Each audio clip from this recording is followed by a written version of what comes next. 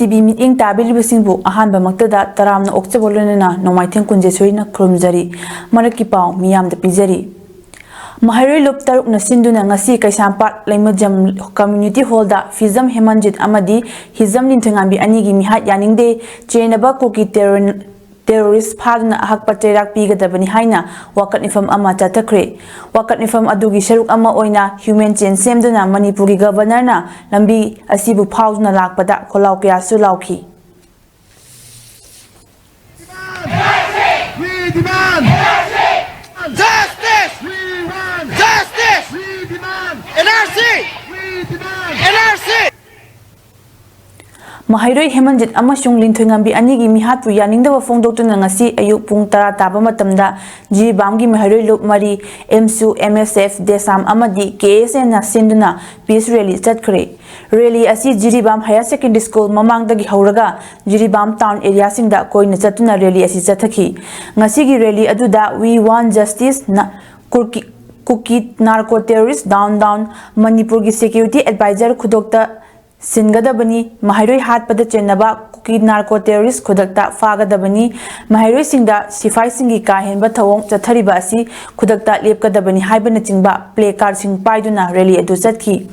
chatkiba rally asigi matangda KSA district council jiribamgi general secretary K Somorjit nahai iramdam asigi tungi rumbirel oiba hizam ninthoingambi amadi fizam hemanjit Mahairoi anibu tamthina hatok pirabasu ngasi phawba Manipur government amadi central government anina chenabasing puthokpa ngamdriba asigi mayokta Manipur da leiriba Mahairoi lupsingna mihat asigi langla langjin puthokpiu haina Manipur government amadi central government gi mayokta taksinli ngasi phawbada Mahairoi anigi mihat ki langla langjin puthokpa ngamdabana leiriba asi state government amadi central government na athuba matamda langla langjin puthokpiu haina jeribamda leiriba school loisangsingdagi Mahairoi sing tholaktuna khongjang asi changsinjabani haiki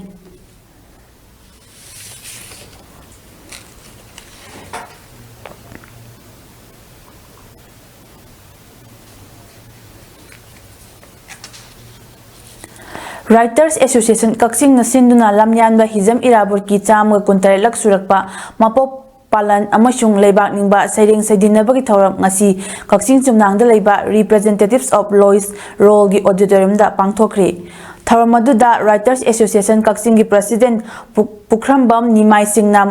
thauram mapu oibaga loinena GP Women's College Imphal gi retired associate professor Sahitya Academy awardee KSS Rajeshwar Amadi Kaksing Higher Secondary School gi senior lecturer Nongmaithim Sunita Devi na akhanaba mithunglen sing oina daista famki ngasi gi thoram adu candle sukhatuna hawdoklaba matung hizam irabot amadi me homdagi Manipur da kanglup ani gi marakta thokliba lan asida lekhidraba maitei furup ki athauba singi photo da su haikat lekat tamduna ikai khumnaba utki ngasi gi thoram gi matung ina mioi kunlomna sareng pathoki Mahairoi ani bu tamthina hatpi khibabu yaningdaba utuna madugi mayokta ngasi Golapati Hata Young Volunteer Organization GHYBO na mihat pasing dandi piu haina CM Banglo tamna chatkhiba rally da police na tankhaina ba hotna bada mioi kunmanga hena asopan nangkre ngarang numidang Hata Golapati dagi minuthong koiduna laklaga Hata Bazar New Chekon konung mamang tamna laktuna sanjenthong phauna ba hotna bada mafam aduda leiba security forces amadi police na khata na chatanaba athing bathamki tungda miya masing yam khalakpadagi security force amadi police na tear gas amadi mok bom kap na tan khaibada rally aduda saruk yakhibi maitai pangal nupi sing aso apan nangki chatkhiba rally aduda hemanjit amadi linthoingambi gi mihat yaningde we want justice mihat pasing dandi piu haina kholaw kya lawki thaudo asigi matangda MCM gi president Haji Arafat Alina Paumi sing da hai lan manungda ngamthokna duna hatna basu nattaba lan sukyaw yawdaba chamjaraba Mahairoi anibu tamthina hatpi khiba thaudo asina ngasidi mipum khudingi thamoida mama mapa ama oiba kaya gi thamoida pendaba kaya na haunaruba tawdana ngasi Hata Golapati gi miyamna chatkhiba hingsa asigi mayokta rally chatuna achumba wayal fangalu haibagi kholaw lauduna lakpada tear gas mok bom hekta kapshinduna asopan nanghanba yamna pende lamdam asida shanti puraki haiba taragadi asigumba tamthiba mihat mipungi thaba asi lephanba mathau tai Masih लेफनबा ngamdraba state lengakta center na khut thingjinduna thabak laukhatpa tangai fadaba tanpham ama oire asigumba kiraba mawongi mihaching khudakta lefhannaba akanba thabak laukhatpiu amadi tamthiba mihata chenariba khudingmak ahakpa dandi phanghalu haiki nakal amaromda ngasigi rally aduda saruk yarubi nupi aman hai BJP na luchingba leibaki phamnaibi singna tasengnamak macha pokchebagi minungsi adu leirabadi satra satri hatuna phanghalliba chaitheng asi lephanbiro tasengna macha masu nungsibirabadi mihal pasing adubu miyam mangda ahakpa terak phanganbiu fongdokhi ngarang numidang hata dagi mahairoi ani gi mihat yaningde chenaba sing cherak piu haina CM gi banglo tamna lakhiba adubu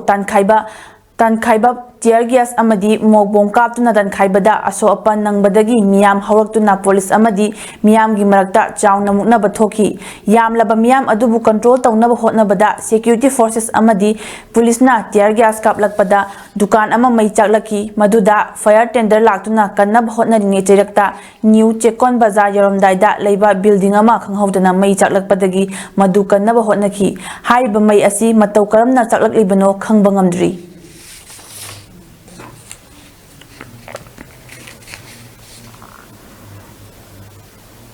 Manipur da thokliba irang asida hijam ninthoingambi amadi fizam hemanjit mahairoi anibu kuki militant singna yamna tamthina ot nairaba matungda mihat thina harkiba thodok yaningde mihat asida paliba lengakna tumina leisinba yaningde thokliba irang waroisin proktaba BJP party leibada matik chadi haina pendaba kholaw kaya lauduna nambogi akoibada leiriba kholkaya dagi lakpa masing yamlaba naha kaya nangarang numidang pongmapan makhairom tabada BJP nambol mandalgi office thugainaba thomjilakre Irang adu ngarang numidang Nambolda Maira Paibi singna chatkhiba Maira khongsat hek loikhibaga Nambol kaithel amadi Nambol chingmang lomdagi masing yamlaba naha sing pung nipan makhairom tabadagi nakal anidagi law khongduna lambida uwa likli amot akai amadi nungjaw kaya puthotuna tidim lambida gari chatpa yadana ba chaithotuna lambi thingjingki Nambol bazar gi akoibada leiriba leirak khula khudingmaktasu mising chatpa yadana ba uwa faijinba amadi tiar mai thabaduna lambi thinki miyam aduna CM gi ming panduna fajadaba ohai wata kaya sijinaduna BJP Nambol mandal gi office mangda thomjilakpada hanana sem saduna leiba additional SP law and order Satyam Takhelambam additional SP operation Amarjit Lamabam SDPO Bisnupur Digbijoy Nambol PS ki OC A Nabakanta amadi second IRB gi CO Hopson Sapam na luchingba police team amadi central force singa miyam wa chawna muknaki pung amarom khare henna muknaraba tungda miyam gi ho helakpadagi tear gas amadi bomb sing kaptuna miyam adu tan khaiki nahasing aduna nung langsilakpa amadi nauri kaya leptuna police tamna kapsilaki police ki maikaidagi aso apan yauduna bakan hotnaki adumoinamak miyam gi hone henbadagi miyam gi mob adu control tawnaba police ki maikaidagi tear gas sel kaya leptuna kapki adubu nahasing aduna mpham kaya dagi thoknaraktuna ihau adu lepkhide nahasing aduna nauri kapa amadi nung langba aduga police na mok bomb tear gas kapa adu ihau adu ahing nongai matung pung ani helaba phawa chathaki BJP Nambol Mandal ngaknaba lakpa CRPF team amagi assistant commandant amasu nawina maida panduna pisum ama thina sokpadagi CH Nambolda pukhatuna rekanaki khongjang loisingi maraktasu mogbom na panduna mamai kaiba pukchepta panba yauna micha marirom soktuna Nambol CHC da amadi Sion Hospital Nambolda pukhatuna rekanaki adubu thodokpa asi anadi yaukhide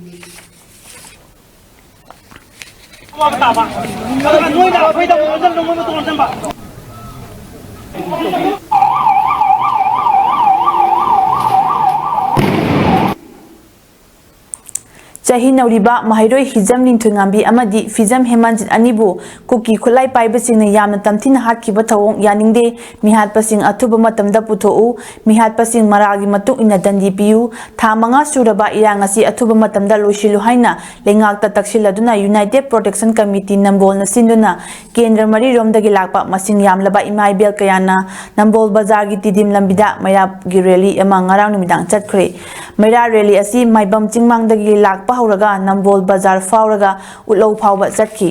उलौदगी ममाई लेरगा लाक्लगा Nambol बाजारदा मया खोंचत अदु लोइसिनकी वाकत खोंचत अदुदा महाइरोइ हातपा यानिंगदे मिहातपसिंग अथुबा मतमदा दंदी PU लोंग lip Manipur गी ngамखै कायबा यारोइ BJP लेंगा मतिक जादे थोकलिबा इरांग असि अथुबदा लोइसिलु हाइना खोलाव लोइनना rally अदु चटकी